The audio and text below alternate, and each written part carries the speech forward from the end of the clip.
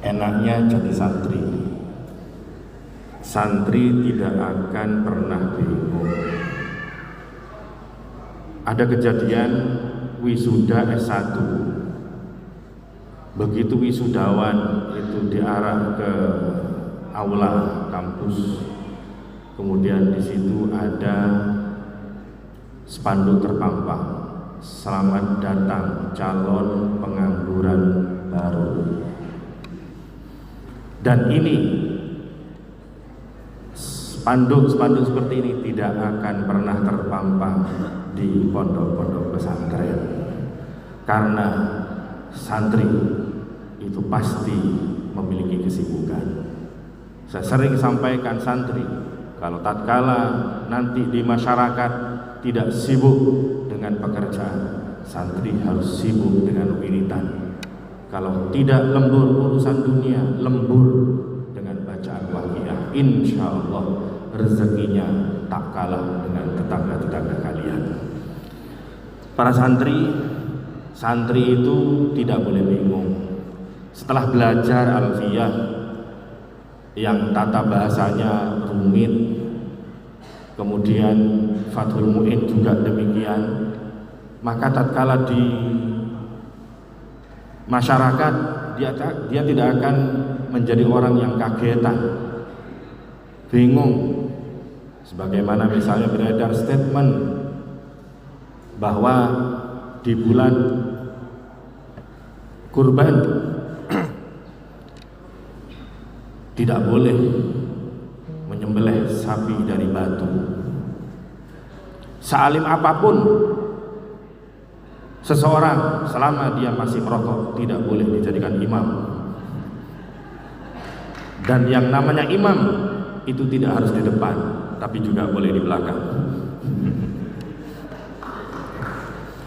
Santri tidak boleh bingung,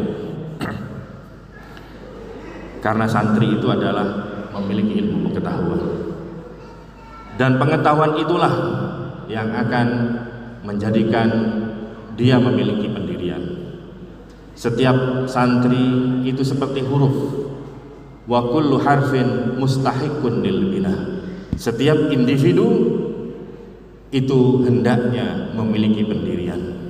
Wal aslu fil mabniyi ayyusakkana. Dan orang yang memiliki pendirian semestinya dia menjadi orang yang sakinah, orang yang tenang, alias orang yang tidak bingung. Maka wisudawan alfiyah harapannya tidak pernah bingung di dalam kehidupannya, menghadapi problematika kehidupan apapun dia senantiasa memiliki kunci jawabannya. Saya pernah menyaksikan sendiri di masyarakat, ada orang di satu kampung itu namanya sama, sebut saja misalnya namanya Fulan atau Baihaqi misalnya.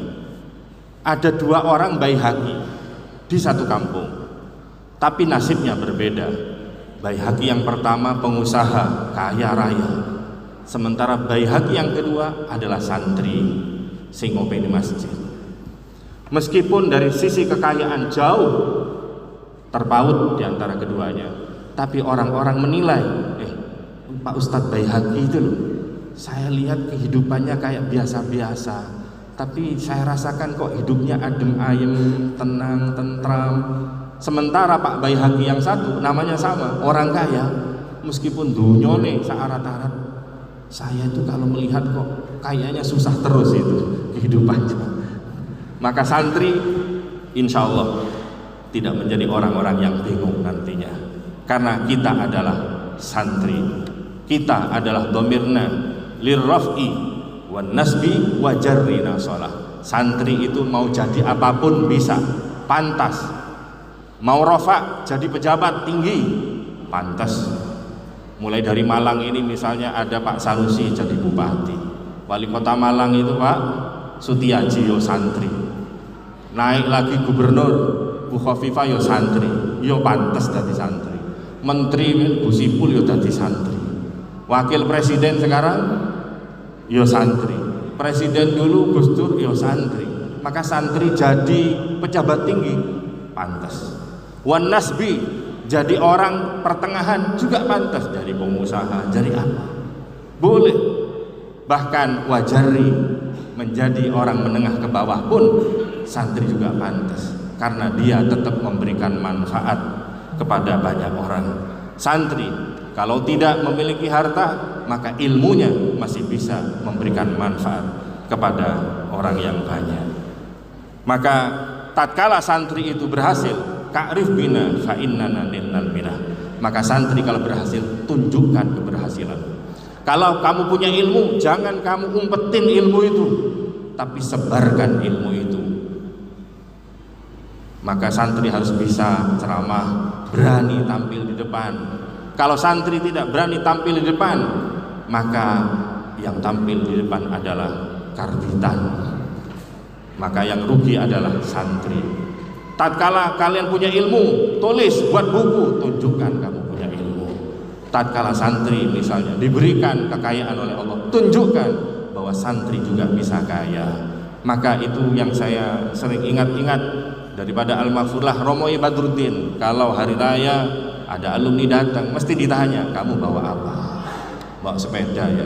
Gak bisa, tak beli mobil. Begitu.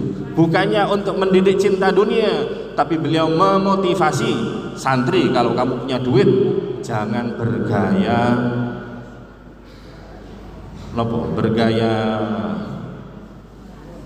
miskin, tapi bergayalah kaya. Kenapa? Supaya tetanggamu bangga menjadi santri. Bahkan akhirnya itu menjadi motivasi. Wah, kalau begitu anak cucu saya tak pondokkan seperti dia, supaya sukses seperti dia. Akhirnya apa? Engkau berdakwah dengan penampilanmu. Maka tatkala bisa demikian, maka tatkala kalian boyong, maka nanti ada santri-santri tetangga-tetangga atau saudara-saudara yang berasal dari kampung. Itu namanya santri yang sukses. Karena tatkala santri ini pulang, maka ada generasi penerusnya dan pahalanya terus mengalir kepada pendahulunya. Man dalla ala khairin falahu mislu ajri fa'ilihi. Anak-anakku para wisudawan yang dirahmati Allah Subhanahu wa taala, al ilmu bitta'allum. Dikatakan di makalah bahwa ilmu itu didapat dengan belajar. Al manfaah bitta'ah, sedangkan kemanfaatan itu dengan ketaatan. Al barakah bil khidmah, sementara keberkahan itu bisa didapat dengan khidmah.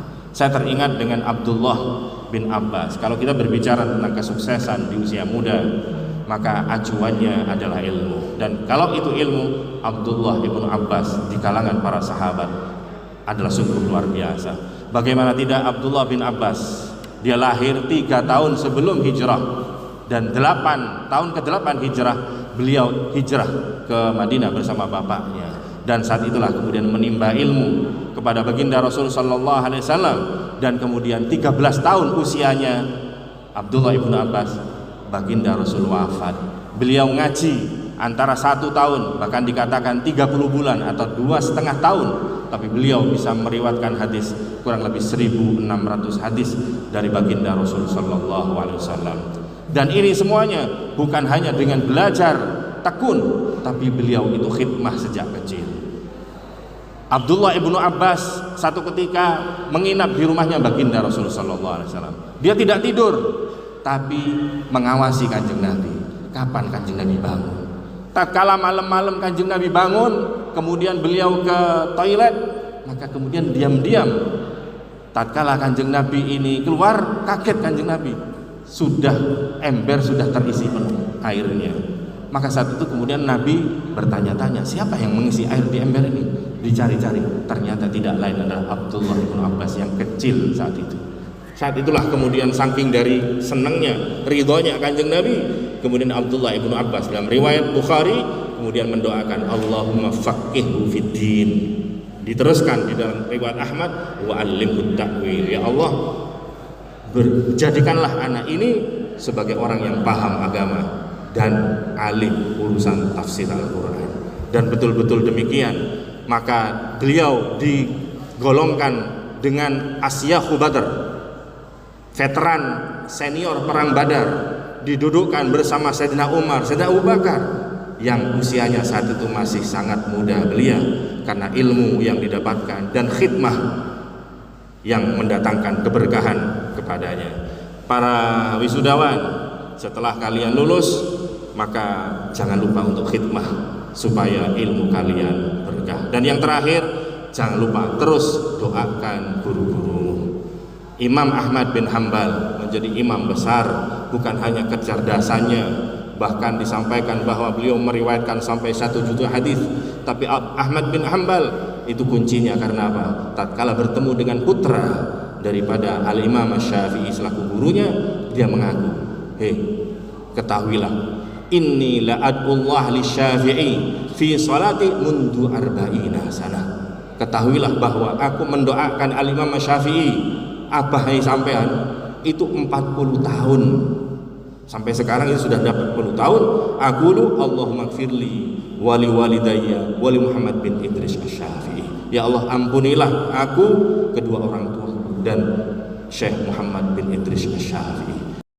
Kalau tadi semuanya membicarakan tentang Fathul Qorib, Fathul Mu'in, Fathul Wahab, dan yang berbicara sekarang adalah Fathul Bari.